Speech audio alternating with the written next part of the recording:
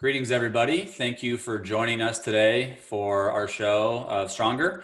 This is episode 7. We have some great guests today. I want to thank everybody for joining us on the viewers. I want to thank Toby Babich from the VRMA. I keep doing that. Cliff from Rented, and also our producer Mike.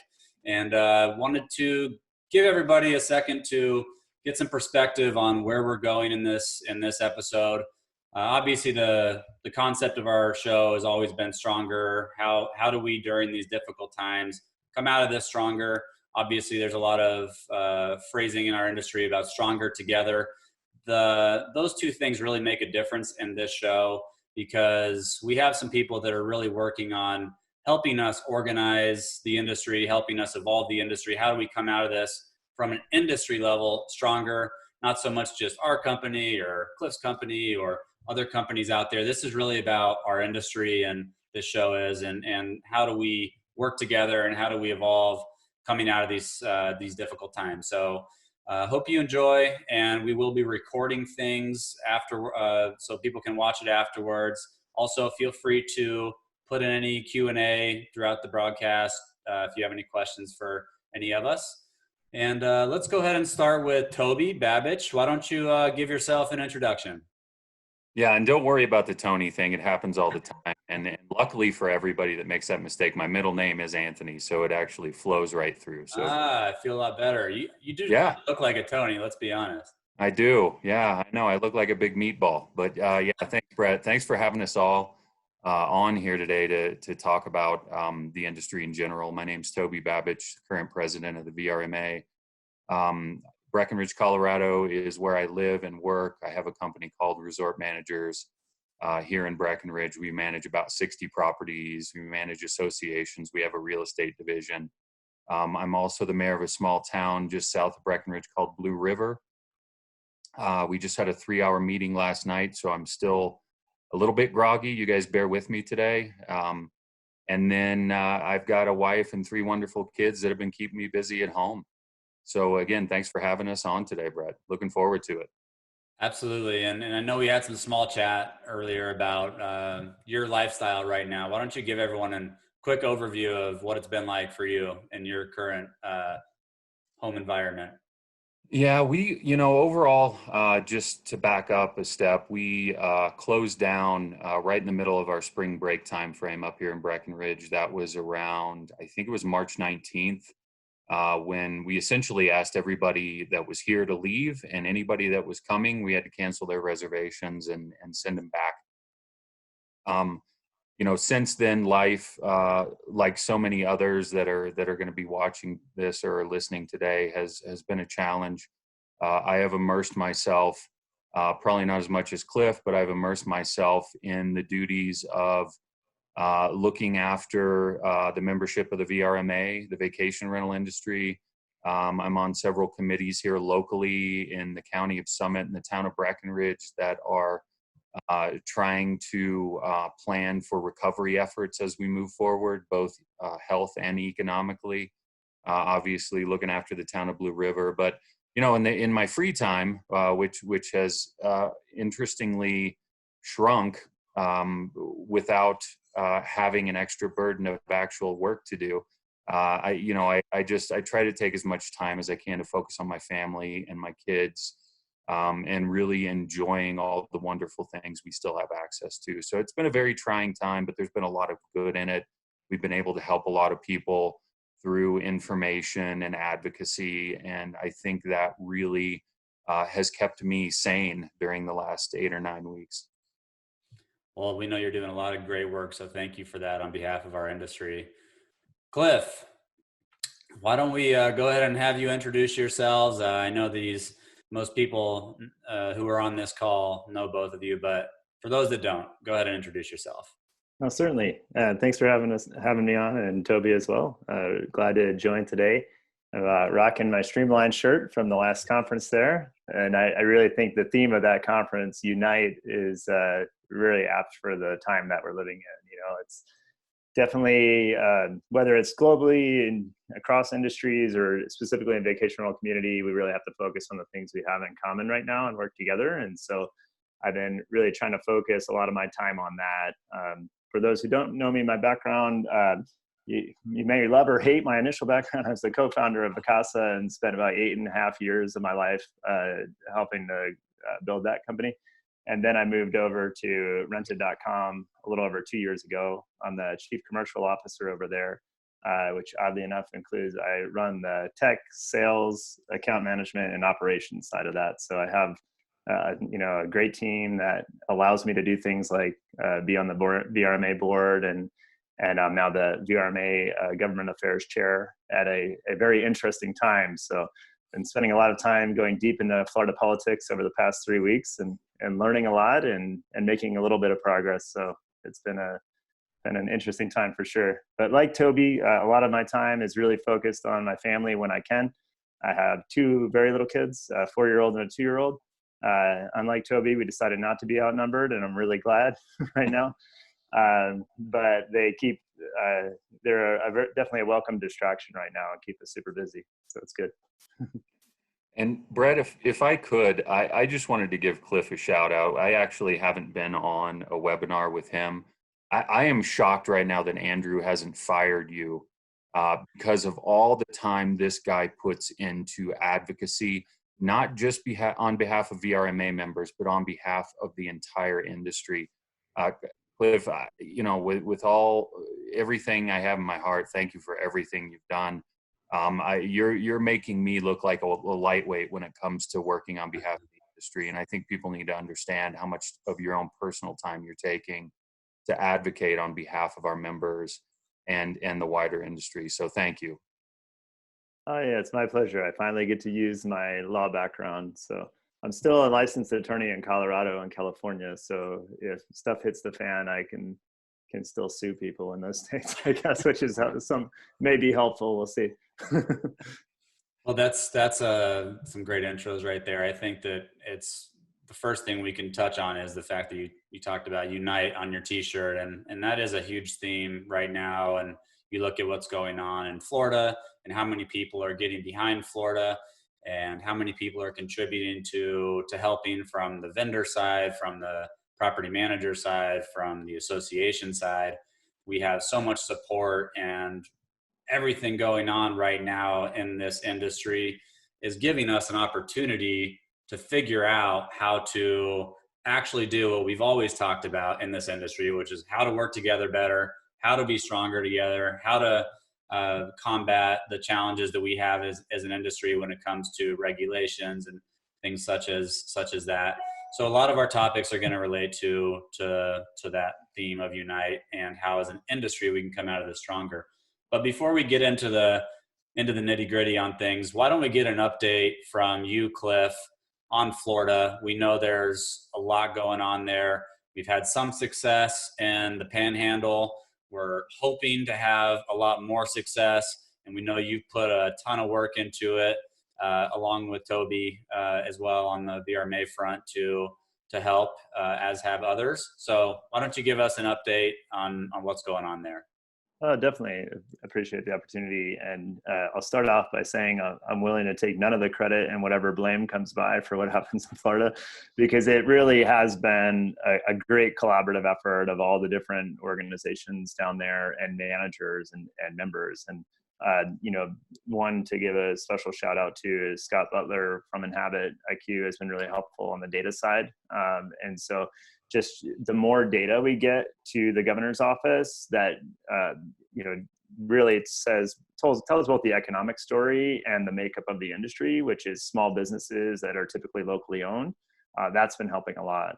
So the current update there really is that there was a ban in place that basically allowed hotels and other lodging forms, but did not allow vacation rentals. And this has been in place really since the end of March. And so it's had a major strain on the industry. And just this past Friday, the governor kicked it to the counties to come up with a safety plan that they could submit to the governor's office, and to the DBPR, which is the regulatory body there, to determine whether they could safely reopen. Now, this is an interesting move in that the state has a preemption bill that prevents counties from regulating vacation rentals at a local level. So oddly, they took this opportunity to reverse that. So to the county's credit, a lot of them acted really quickly and submitted plans the same day that this was passed down on Friday of last week. So far, 8 of those plans have been approved.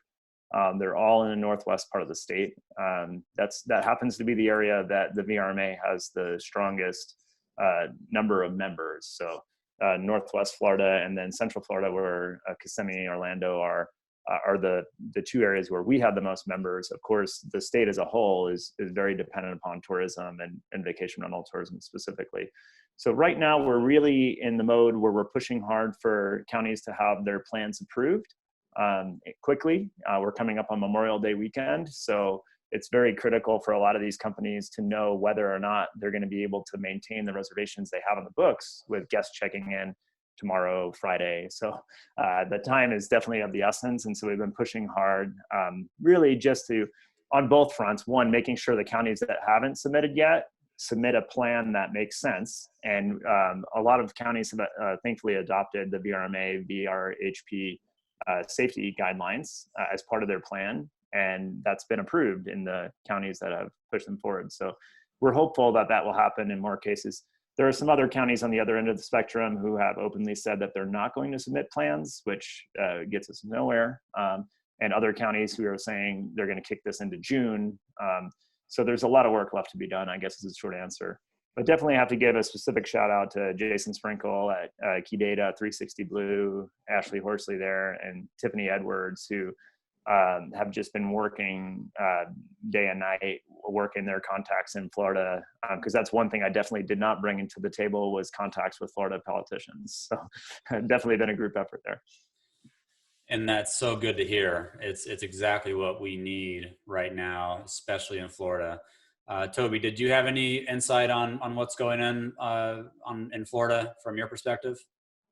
You know, Cliff covered most of it. I was able to give a short interview to one of the Fox affiliates in Tampa yesterday. And one of the strong points I made with them, and Cliff referenced the vacation rental housekeeping professional and the VRMA guidelines that we put out for Safe Home, is that, you know, vacation rentals by several measures are, you know, what I would consider to be at least as safe, if not safer, than our hotels in our destinations. And, you know, we've really been pushing that message. And I think that's been very effective. I think it's been effective at the state level. I think it's going to be effective in the county levels. They're even referencing it here in Colorado as we start to reopen. So I think kind of setting that industry standard, that baseline, has had really far-reaching impacts. And I'm glad to see. Shout out to our VRHP Council and our VRMA staff for getting that all together on such a quick turnaround. I would echo and just thanking the folks that Cliff also thanked. There are a lot of people working in Florida, inclusive of who Cliff mentioned, but also, you know, the FVRMA has been putting their efforts in, and there's been other coalitions that have been working behind the scenes. And, you know, while it's not always coordinated as I would like to see it, everybody's doing heavy lifting to make a difference in Florida. And what we want to see happen is to make sure that we have some momentum in Florida that's going to branch out into some other areas that are having difficulties: Hawaii, California, Michigan. Even my state of Colorado is having a few difficulties right now. So we're hoping that Florida is going to set the tone, that vacation rentals are part of the solution. They're safe and they are ready to open, because we have a lot of people in our industry that are economically destroyed, and they're looking at how to keep their businesses open for the next 3 months.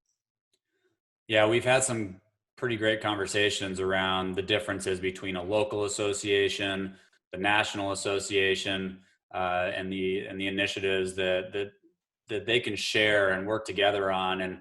And I know that's one of the topics we're going to discuss today, as far as, look, you've got the VRMA providing a lot of guidance and a lot of standardization and certification around cleanliness, around the way we've got to operate as vacation rental managers. But having this really sophisticated local presence and local initiative throughout our industry will be very important for us moving forward, to be able to mobilize, being able to have us work together easier, bring more heads to the table to help fight for the good of the industry. Why don't you talk a little bit about your opinions on that, Toby, when it comes to what's VRMA's role? How do you think we can evolve out of this into local associations? How can VRMA help with that? And give us some insight on what you think would work best. Yeah, our role has always been, we feel, to educate and offer support and assistance so that our individual managers can execute on the ground, whether that's their own business or advocacy efforts. And I got to tell you, that on the ground presence is critical right now. The VRMA has bandwidth, just like any other organization. And, we don't have 20 cliffs to lean on to go to 20 states and basically quit their day job and start advocating on behalf of the people in these states. We need folks locally on the ground. And Brett, when you and I talked yesterday, it just out of my head, we need 10 people in each state working 30 minutes a day. 10 volunteers, 10 people willing to raise their hand and offer their contacts and support each other and work together to be a local voice inside each of these states that are having difficulties. And with that kind of backbone, the VRMA can offer support and assistance and guidance, funding potentially. There's a lot of things we can offer to encourage and enhance success on the ground. But with our bandwidth, we need that. We need these local organizations, and they don't need to be. They don't need to have bylaws. You don't need to pay dues. It's just about having 10 people that are willing to get their butts off the couch and contribute to the greater good in their state and in our vacation rental industry overall. So it could be in terms of looking forward, that may be something that VRMA starts promoting. We have a lot of discussions behind this right now to figure out how we best serve our individual states. But, I would call anybody listening to this right now, make this call for volunteers, raise your hand, come forward, come to us. We'll help you start the process and get in touch with each other and galvanize, and we can offer support. And, this is what we need right now. We need togetherness. We need people to raise their hands. We need people to really lift their voices and be a part of the solution.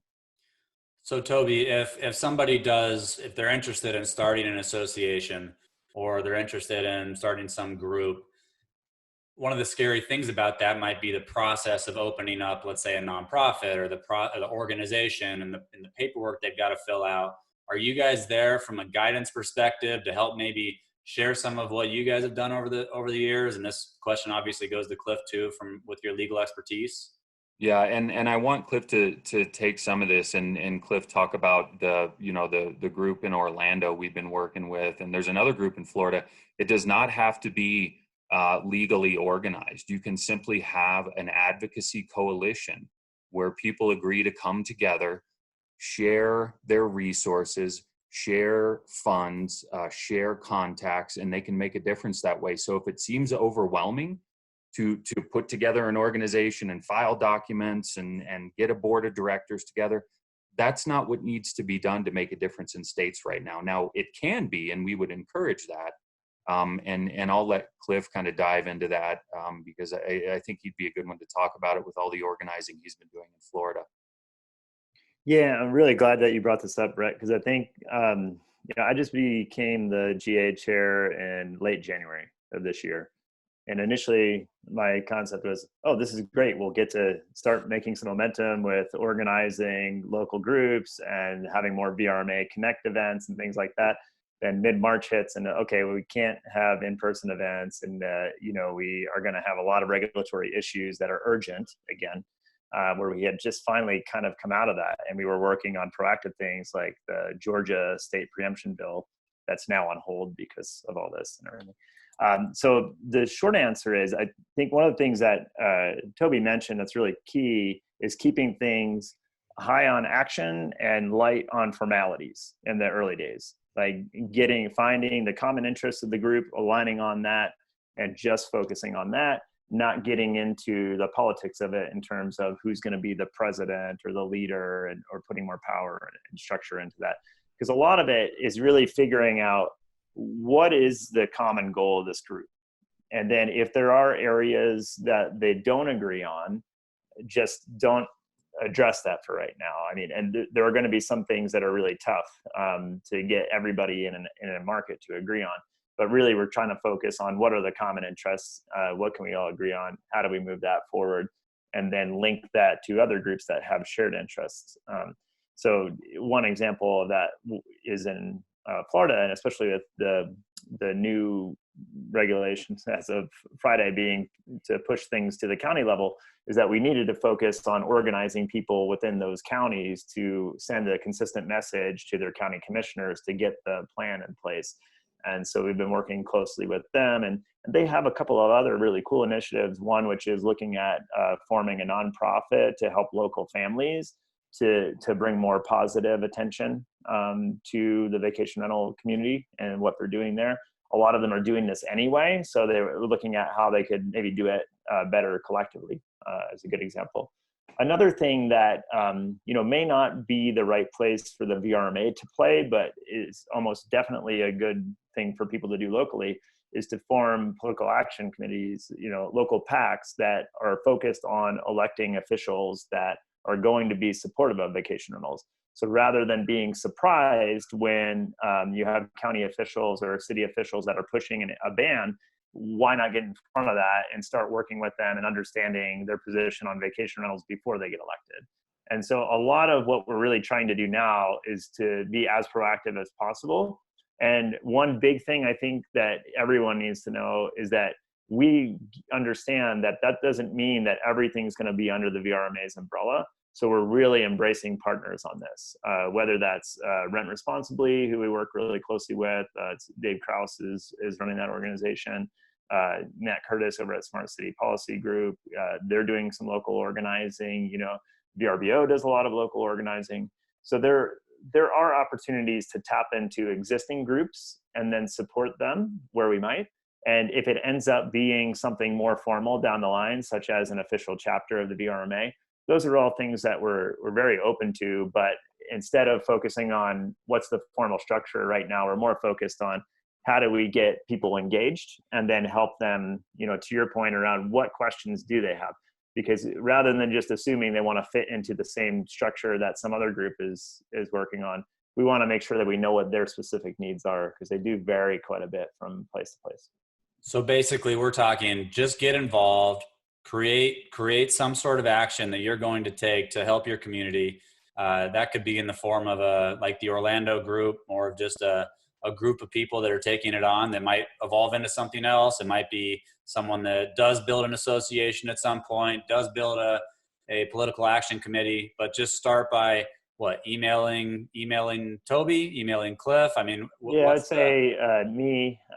There's an advocacy page on the VRMA's website that has an advocacy email that goes basically to Greg, who is, if you haven't met Greg before, he's all over the place and helping a lot of people all the time.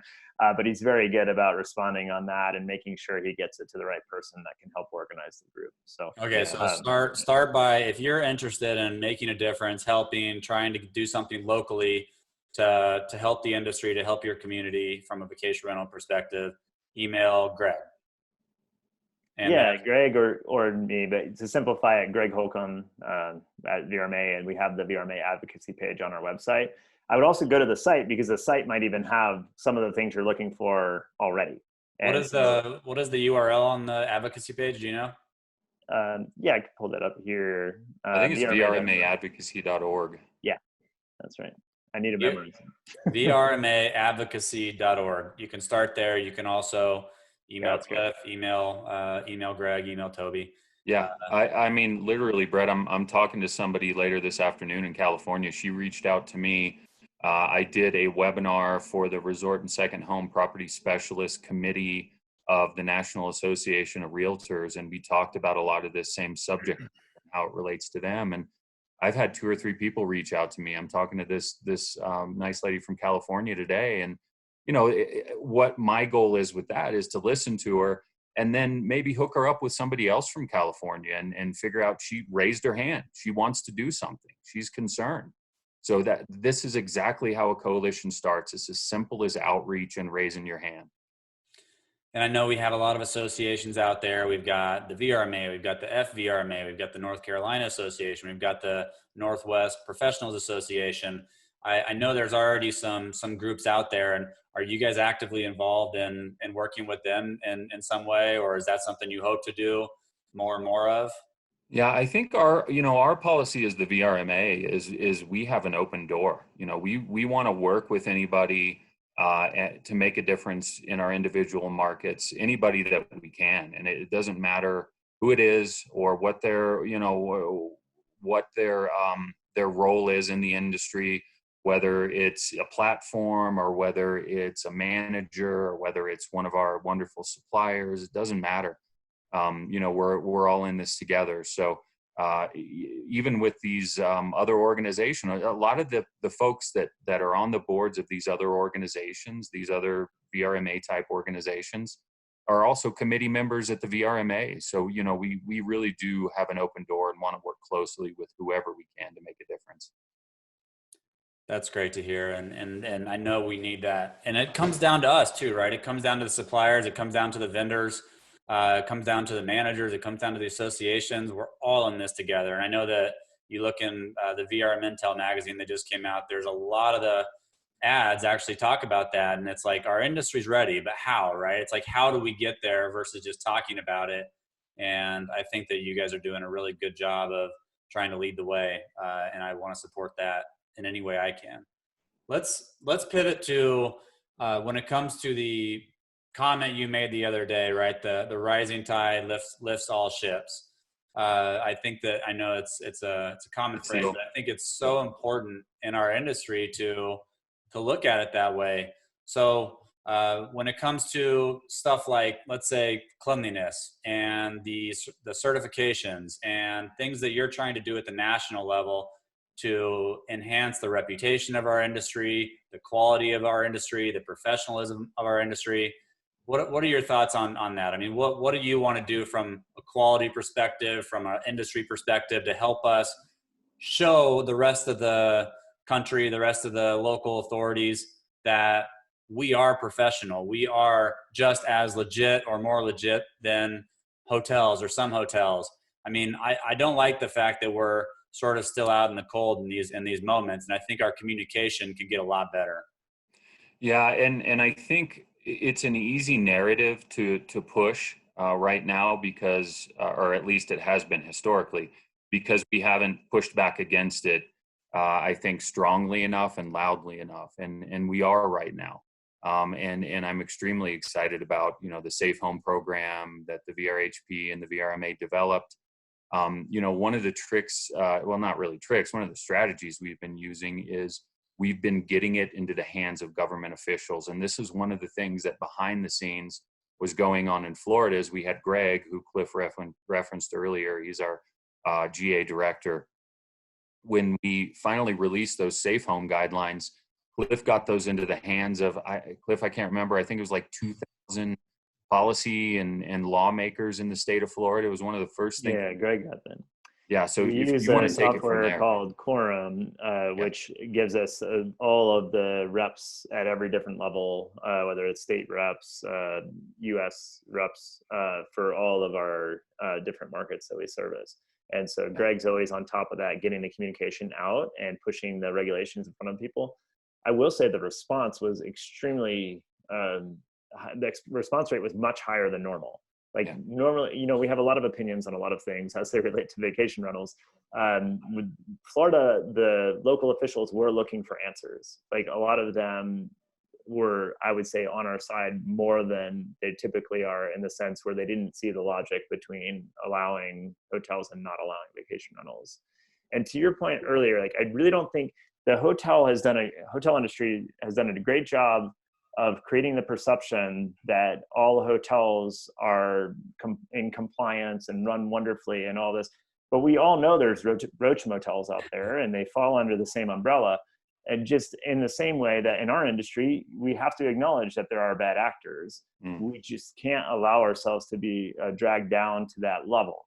And we have to distance ourselves from it and make sure that we have standards like the safety and cleaning standards that differentiate what we want our industry to be. And I would say, like, I've been in the industry a little over 10 years now, and I get in trouble for using the word industry. We really do think of it more of as a community, but I think when we're looking at it through the lens of comparing ourselves to other businesses, we have to look at what are the standards that we're willing to embrace to differentiate ourselves. And when I first started, people did not want vacation rentals to be taxed, as an example. Largely, that attitude has gone away, where they realize if your cities and counties have no reason to embrace you, if you're not paying in, you're probably not going to get a seat at the table. And so that's kind of gone away. But I think we now need to start thinking about what standards we're willing to accept, what's within reason, what are things that we're not going to do anyway, and can we just embrace those things and differentiate ourselves from the bad actors? I'll tell you, one of the things that I think we could communicate a lot better is the type of vacation rental managers or the type of vacation rental companies. You have so many different types of, and maybe it's not just a differentiation. We've talked a lot about professional property managers versus owner operators, or professional property managers versus booking an Airbnb, right? I think that we don't necessarily have to leave the folks that are owner operators out in the cold, but what about a classification structure where you do look at what makes something a Class A or a Class B or a Class C operator or vacation rental manager? So you've got these companies that, have been around for 5 years. They have over 100 properties. They've got plus, X amount of employees, and they are a Class A or whatever the case may be. You've got a small company with 2 of their own units or 10 units. Maybe that's classified differently so that we can communicate better to the industry and, or I guess the whole hospitality space and the governments about what vacation rentals are, what type of options you have. Like you said, the Roach Motel type thing, right? There's a big difference between a Roach Motel and a massive Hilton resort or hotel. So why don't we have the classification or the differences to help us separate something that's super reliable from a very professional property management company to thousands and thousands and hundreds of thousands of owner operators that are a little bit more difficult to control, but also at the same time, they should have a path to certification. They should have a path to show how professional they are. And maybe that comes with how long you've done this, how, if you've ever had any legal complaints or, whatever the case may be. I do think that we can do a better job of communicating. I think the standard person in our country is basically just looks at it as booking an Airbnb, which is unfortunate, I think, for us, because there's differences. And, as much as Airbnb did such a good job of making our industry more popular, I think that also there's confusion out there of what the differences are in companies. Yeah. And, I think that's a good point. I think, and I've made this point before, over the past 5 or 6 years, we have really allowed ourselves as individual managers and as an industry to become defined by our platforms. And I think, looking back, obviously we can look back on that as a mistake, but it is where we are right now. And the issue inherent in that is, as being judged by our platforms, we are also judged by the lowest common denominator within that platform. And, that becomes the example. The bad operators, the folks that don't focus on guest services, cleanliness, safety, experience, and really paint themselves and act as a professional. There are a lot of owner operators that do it right, and they do it well. And I applaud them. And Brett, as you and I talked about the other day, I would like nothing more than to see them become professionalized in some way, whether that's getting certified as, having their housekeepers certified and certifying themselves as inspectors if they're going to be doing the inspecting. I think there's a lot of room for growth there. And, that's how we're going to push back on this being defined by our platforms and being defined by the lowest common denominators within our industry, is again, for each of us individually to get our butts off the couch and give back to this industry through a dedication to being professionalized and a dedication to doing things right and a dedication to the other people in this industry that, hey, I'm going to get your back and you're going to get mine. And we are going to put out a good product that sets a high standard. And when regulations start coming into our backyards, these policymakers are going to point it at us as an industry and go, they set the example. They're doing a great job. We all got to do it. It can't just be a few of us, and it can't be sporadic. And it's got to be an industry-wide effort.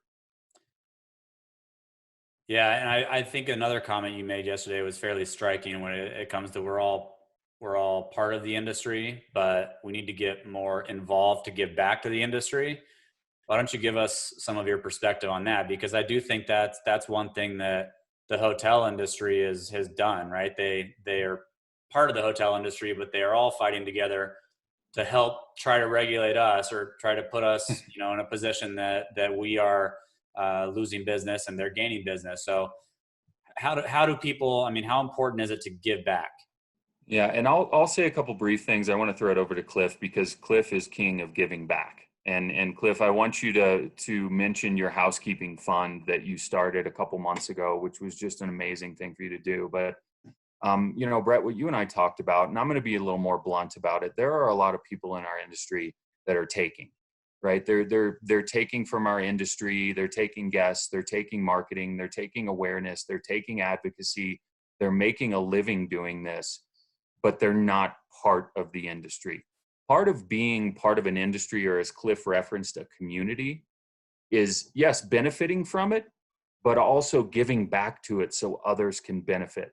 And, we all have to be aware of that. And this is something that Matt Landau brought up on his keynote yesterday for our virtual spring forum was there are a lot of people in this industry profiting from it and benefiting from it, but they're doing nothing for it.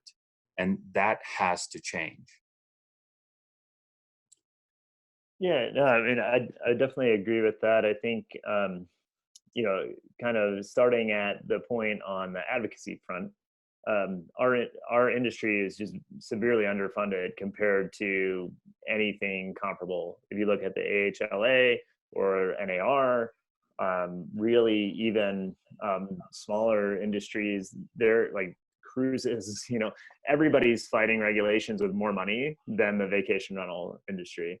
And a lot of that has to do with the fact that we are a group of small businesses. So, right.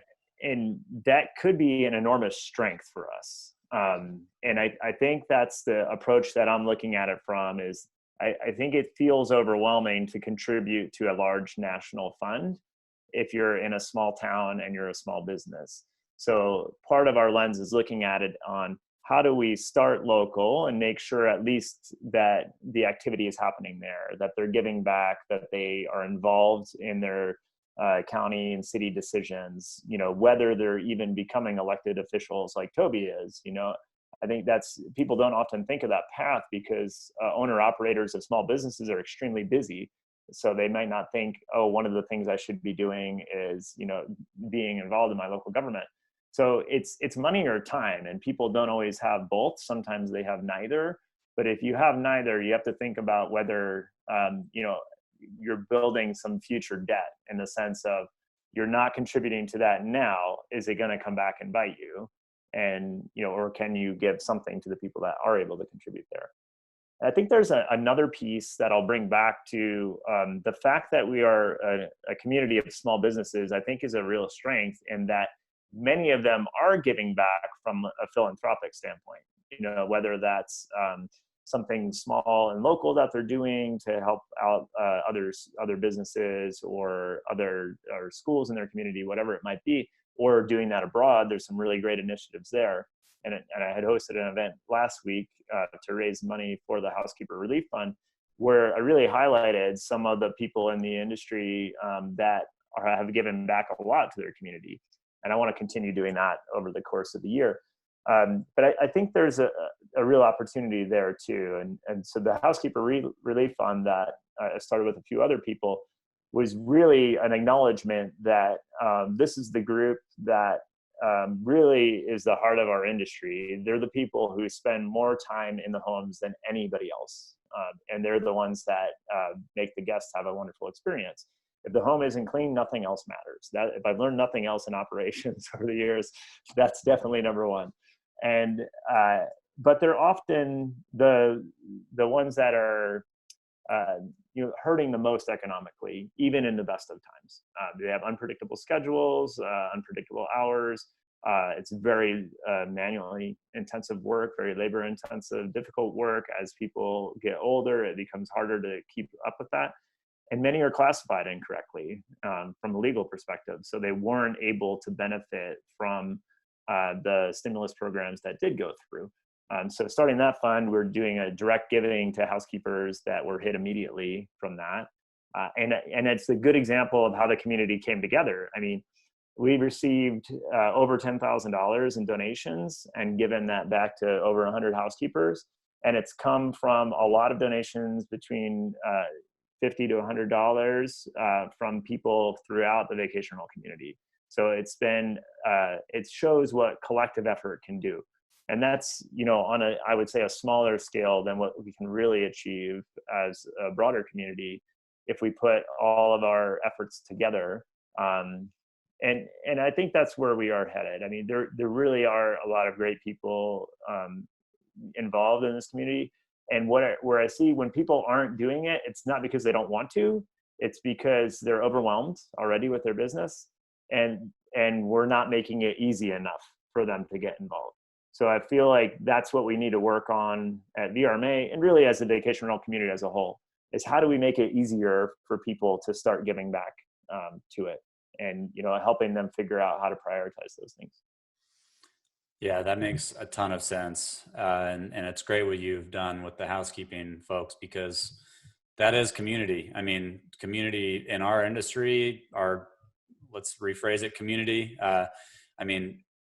Being front and center as a positive influence in our community is probably the best thing we can do. And that's all going to float up to the elections when people get elected. And if people are pro vacation rental companies, that's going to make the government pro vacation rental companies. So it's great community work. I do want to ask Toby, because you are involved politically in your area. What do you reverse it, right? Step from the other side. What do you see as from the other side, looking at vacation rentals from other people's perspective that are around you? How do they view our industry? How do they view vacation rentals? It's a really interesting dynamic seeing the both sides. I'm, as I mentioned, I'm part of several recovery committees here. I've got a call in about 15 minutes with our Breckenridge Recovery Committee, but it depends on the industry's local level of involvement. It has a direct correlation to how they really interpret our industry. And for instance, here locally in Summit County, they have a very good picture of our industry because we're involved. I lead it here locally. I'm involved from the political standpoint, but there are a lot of communities where we are so quiet and absent from these very important discussions with regulations and just community in general, that they hear, somebody will come in a town council meeting or a county commissioner meeting and say, I had a guest stay next to me last night in a short-term rental and they kicked my dog and they ate my baby. And, we need to ban these things. And that's the side that the commissioners or the counselors hear. And it's a very compelling and concerning story. And if we're not there to tell that other side of the story, that, yeah, maybe that happened to these poor folks and we hate to see something like that happen, but that's not what our industry is about. This is what our industry is about. But that has to happen before that discussion happens in council chambers or in front of our county commissioners. We have got to be able to engage and paint what our industry is about far ahead of time. So again, to answer your question, I see it's different in every area. It depends on the level of engagement of the managers within that locality, how our industry is viewed. Your comments make me think, they're just in my head ringing. It's like proactive and setting the narrative, right? Like we should be controlling the narrative, not people that have had a bad experience with someone next door or whatever. I mean, that's part of it, right? But like you said, if we don't battle it beforehand, they're setting the perspective of what we are. And I think a big problem in our community is that people are maybe hesitant to reach out to their competitors. I mean, a lot of these people, especially in smaller markets, I mean, there's 5-6 competitors, and those are the main people, and it can get obviously pretty competitive. So what would you say to people that the primary problem could just be that it's hard to work with someone that you're fiercely competing with?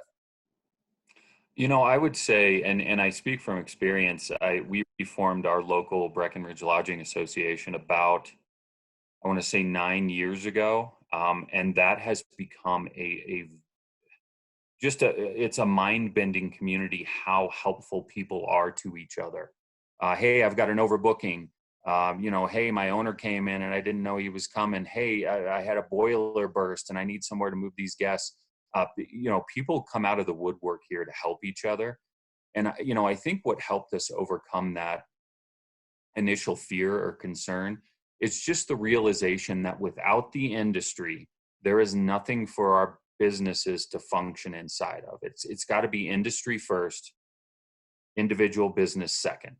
And we really look at this local industry as something greater than ourselves. So if you've got a competitor and maybe you don't like them, that has nothing to do with the fact that you both need to work together to benefit your industry, or neither one of you is going to have any business at some point.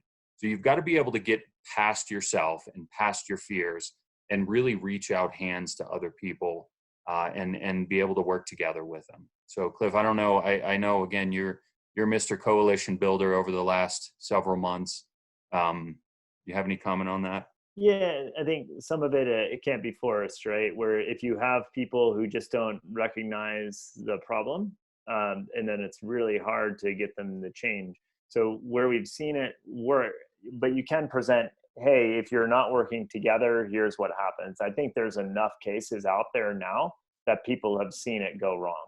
If you look at places like Palm Springs and other battles like that, where maybe people weren't working really closely together, and then they got banned, And so I think where people don't believe it, it's showing them those examples.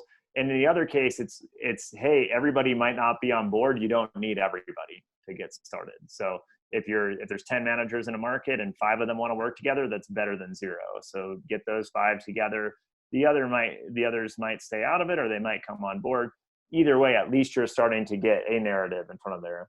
And this is like my legal and data background, but it's the more you can get your elected officials data and evidence to back up the positions you're asking them to take, the more willing they're going to be able to do that. And we need to work, as a community with groups like the NAR and their local chapters, with universities that can do independent studies on the true impact of vacation rentals in a market. Because, one of the narratives that was out there, especially in urban markets, was that vacation rentals cause affordable housing issues. And the data tells a very different story. What causes affordable housing issues is places are popular and there's not enough housing, and that's the common thing all over the country, whether vacation rentals are there or not. But if they don't have data to refute the claims of the people that are actually voting in their community, then they can't just say it's our opinion that you're wrong, community member, and so we're going to keep allowing this activity to exist. So it's really like 2 sides, not just voicing your opinion and explaining how your business contributes back to the community, but also giving them data to refute some of the negative things that they're hearing. And potentially that might be regulatory teeth as well, because what we see a lot of times is that communities will enact an ordinance that's completely unenforceable. Then you end up with 7% compliance, and the only people left in the market are owner operators that are not following the rules anyway, which that's not good for the community either. So, I mean, yeah, I think, kind of the short of it is, it's really, it just all comes to getting involved. And even if you can't bring everybody with you, make as big of a tent as possible. Well, to your point about the owners and the small companies that we do want to embrace and we do want to help them professionalize, a local organization or a local association could also have some local certifications on top of the national certifications that are even really specific to that region, that they know they can communicate to their local government. So I just see the collaboration being solving so many problems in our industry. And I think the thoughts you have on being proactive are so spot on. From a vendor side of things, myself at Streamline, from our group at Inhabit, I think we're very clear that, and I know you guys have been working with Inhabit, that the vendors have a very serious role to play too, right? Because we have a lot of personal relationships. We have we have a big network of people, a lot of us do, and companies. We have the ability to help the cause. And I think that Streamline and Inhabit and our group definitely wants to be part of that solution. So if we need to work closely with other vendors and work closely with associations to, once again, rise the tide for our community, I know that we're all in for it. So anything we can do to help we're up for it. And just another shout out. I mean, you guys, Scott Butler at Inhabit has been just great to work with, very forthcoming and very engaged, and we have to have that, whether it's owners, managers, and suppliers all together, we've got to have them all. I mean, one of the first people that reached out to me when we started going through difficulties in mid-March was Jeff Hurst at VRBO. And, it just really shows the power behind that we can have in our industry when we work together. So, thank you guys for everything you're doing. Brett, and you and I talked about this yesterday. You said this, this is, we don't have a huge audience, and, I don't know how this is making a big difference. All these voices together make a huge symphony. So thank you for what you're doing here, and I hope you keep doing it as well. Yeah, we just want to get the good word out as much as we can, and that's our goal. Cliff, did you have any thoughts? I know we're sort of wrapping up here, probably in a couple minutes. Do you have any thoughts for the folks that are tuning in? And you guys have been really wonderful guests. I really appreciate everything you're doing. Yeah, I think one of the takeaways that everybody should bring is you're all the experts of your local community. We're never going to know that at the VRMA at the level that you do. It's the same approach I take to revenue management, where it's like I can look at the data and help make decisions based on that, but the owner of the property or the manager of that property is going to know it better than anybody, right? So it's really on the local community side, it's understanding what are the most critical issues in your local community and being part of the solution for that issue. Because while vacation rentals are really important, maybe the most important thing to us, it's unlikely that that's the biggest issue that your community is facing. So if that's homelessness, if that's education, whatever it might be, how can vacation rentals be part of the solution there? And I think when you start thinking that way, that's when you get them to see you as an ally to their mission as a community. And I think Toby might be able to speak to that a little bit, like that's where mayors can really get behind communities or industries that are aligned with rising the overall quality of that community as a whole.